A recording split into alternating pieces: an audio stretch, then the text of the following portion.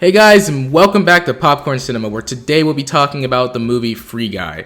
I'd just like to take this quick opportunity to tell you guys to like and subscribe if you're enjoying what you've seen, or if you've enjoyed anything you've seen on the channel so far, and also leave a comment if you want to talk about Free Guy or any other movie. It helps us out a lot. Maybe even tell me what video should come next. But now, without further ado, let's jump into the video.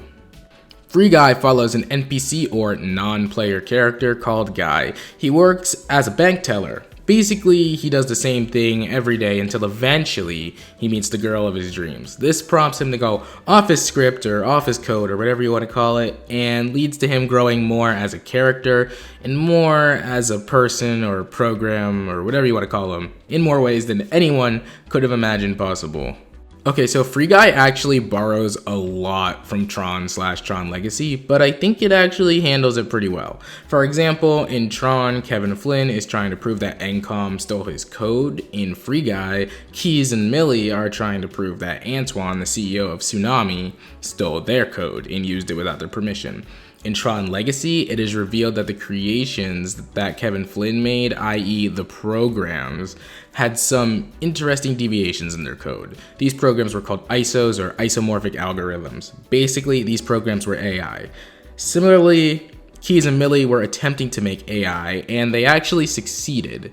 This is why Guy is able to go, as I said earlier, off script. And finally, in Tron, Clue was made as a security program to keep the grid in check. Similarly, in Tron Legacy, it is revealed that Tron was captured and turned into an evil security program, now designated Rinzler, in order to enforce Encom's rule throughout the grid. Kind of like how in Free Guy, Dude was created as a similar type of enforcer, where Free Guy and Tron/Tron Legacy start to drift apart is the love story B-plot, which was pretty interesting, honestly. I honestly thought Free Guy was an incredible movie. At first, I found the beginning to be a little bit jarring, but then I realized that was totally on purpose.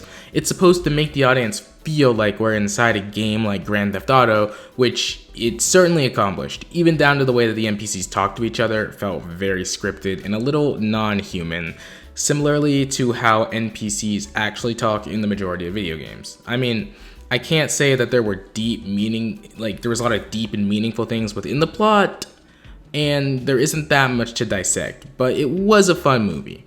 There were a lot of Easter eggs. For example, I spotted an Infinity War poster in the background of someone's room, a Rick and Morty poster, Captain America's shield was included. Chris Evans was in the movie reacting to Captain America's shield.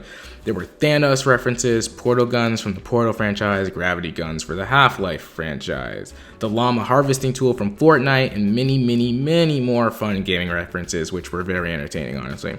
They even brought in Ninja, Pokimane, Laserbeam, DanTDM, Jacksepticeye, and some other YouTubers/streamers to make the movie feel a little bit more real.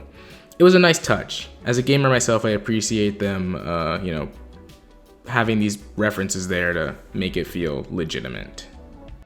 I was surprised where this movie didn't feel like a feature-length advertisement. I honestly thought that might be the case, but it wasn't the case.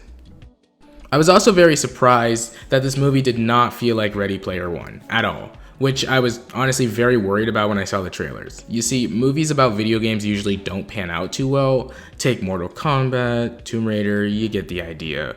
Although, I must say, I did like Ready Player One. I just didn't want Free Guy to be a copy of it, so that wasn't a jab at Ready Player One or anything. One thing I'll say about Free Guy is I'm very happy it actually stayed consistent. Most movies will pull things out of their hat in the last act to try and make previous things make sense. Free Guy thought it all out ahead of time. Every morning, Guy kind of flipped his blinds open and closed, and I always was wondering why every time I saw that, but the movie actually made it make sense. Not only that, but it was actually a major plot point. Joe Keery, Ryan Reynolds, Taika Waititi all did a fantastic job in their respective roles, so that's nice. And yeah, overall, I thought the movie came together very well. I thought Free Guy would just be a movie I kind of liked, but honestly, I really liked it. There were no slow moments, and I love how the movie jumped right into the plot. No stupid filler in the beginning, no slow down, no slow build up, just straight into the plot, straight into the action. Yeah, that's pretty much all I've got to say. If you're a fan of video games or even just a fan of Ryan Reynolds, go see Free Guy. It's a lot of fun. Normally I'd have some problems with how characters were written, or even pacing, or even the plot not really making any sense, but honestly, Free Guy did everything right in my opinion. Hey guys, this was somewhat of a short video, but I honestly didn't have too much to say about Free Guy, and honestly that's a good thing. The more I have to say about a movie, generally the worse I thought the movie was. Unless it was an exceptionally spectacular movie. I think I'm gonna do Chaos Walking next, so that'll be a pretty long video as I have a lot of negative things to say about Chaos Walking. I mean, everything I have to say about Chaos Walking is negative. Anyways, thanks for making it to the end with me, guys. Don't forget to like, comment, and subscribe if you enjoyed what you saw. Also, feel free to suggest other movies for me to watch, as I'm always looking for more movies to talk about. Thanks, and I'll see you guys in the next video. Goodbye. No, I'm joking. The video is not over yet. As much as I like Free Guy, that does not mean I can gloss over its glaring issues. Namely, none of the characters really making too much sense or evolving in a believable way, other than Guy. While I do think most of the characters from this movie fit into the category, I must also say not every movie requires good character development to make sense. Free Guy, in my opinion, is an example of such a movie. Anyways, as I previously stated, none of the characters really evolved or made too much sense by the end of the movie other than Guy, but there are a few characters in specific which stand out more than others, so let's talk about them. Right, so as I mentioned earlier, Guy was actually created by Keyes as a love letter to Millie. In the end of the movie, Guy actually tells Millie this, and Millie proceeds to go on a date with Keyes. And now, listen, I love Joe Keery, and I wanted everything to work out for his character, so I was kind of going to let this slide. However, that would be biased, and I'm not that kind of reviewer. So here we go. In the first act of Free Guy, it is revealed that Keyes isn't allowed to talk to Millie because that would break his NDA. This implies they haven't spoken in quite some time. So are we supposed to believe through their limited contact throughout the entire movie, Millie actually developed feelings for Keyes through Guy? I mean, I guess it's possible, but it doesn't feel earned at all. And yeah, I can't lie, I had a big grin on my face at the end of the movie when Keery was smiling across the street at the love interest. And they hugged, and it just wasn't earned. I'm sorry, but come on, guys. There was literally no indication of Millie liking Keyes throughout the entire movie. She just, likes his work, you know? The only time I can think of where she showed interest in him was when they were being interviewed, and the interviewer said that they had a lot of chemistry between them, but they both very believably denied it, so I just don't get it.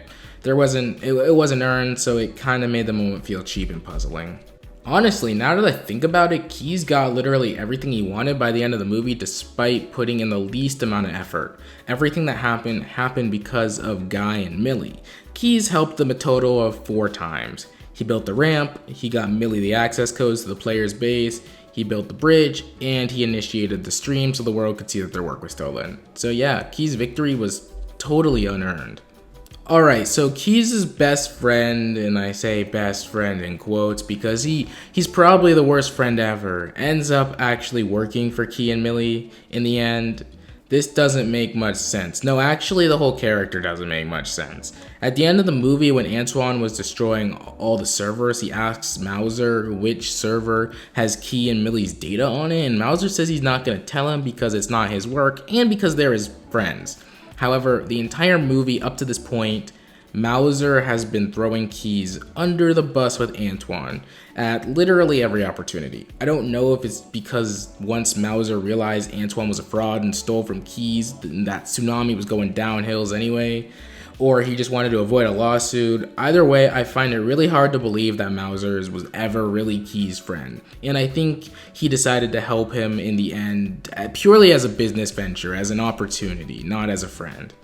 Right, so this guy's solution to not letting Millie and Keyes get away with their scheme is, not only destroying their work, but also destroying his work. All of his work. I mean, come on, this guy literally takes an axe to his server room and just starts whacking.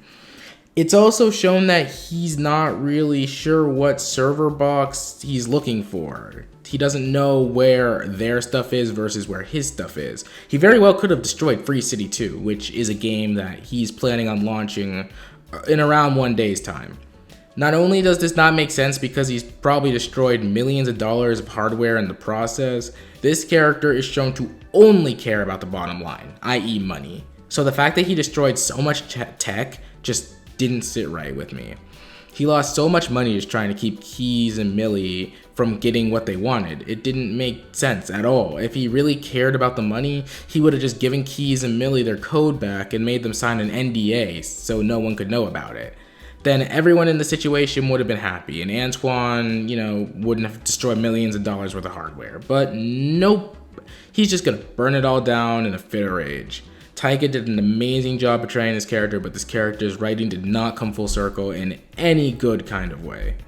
And yeah, that's basically it. As I said earlier, I don't really think the movie had too many glaring issues that would get in the way of me enjoying it. It really was just Keyes, Mauser, and also Antoine's endings, which kind of made me scratch my head. But yeah, totally go see Free Guy if you haven't seen it. It's a fun movie. It's not that deep or anything, but it's a good feel-good, shut your brain off, eat popcorn type of movie. Thanks for watching, guys. As I previously stated, like, comment, subscribe if you enjoyed the video and want to see more content, and I will see you guys in the next one. Goodbye.